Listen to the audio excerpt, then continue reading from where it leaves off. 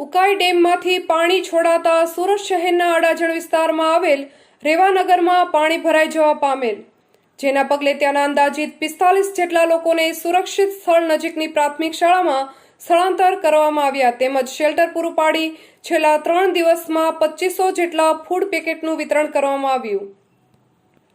આજે તારીખ 28/8/2024ના રોજ પાણી ઉતરતા આરોગ્ય વિભાગ દ્વારા તુરંત અસરગ્રસ્ત વિસ્તારમાં કુલ 70 જેટલા સફાઈ કામદારો તેમજ 7 સુપરવાઇઝરી સ્ટાફ રોકી સઘન સાફ સફાઈ અભિયાન હાથ ધરવામાં આવેલ તેમજ જંતુનાશકનો છંટકાવ કરવામાં આવેલ।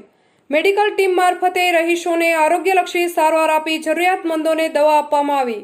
તારીખ 26/8/2024થી આજ રોજ સુધી રેવાનગર વિસ્તારના કુલ 80 જેટલા ઘરોમાં રેગ્યુલર સર્વેલન્સની કામગીરી હાથ ધરવામાં આવી તેમજ તમામ લાભાર્થીઓના હેલ્થ ચેકઅપની સાથે કુલ 25 જેટલા દર્દીઓને ઓપીડી સારવાર આપવામાં આવી।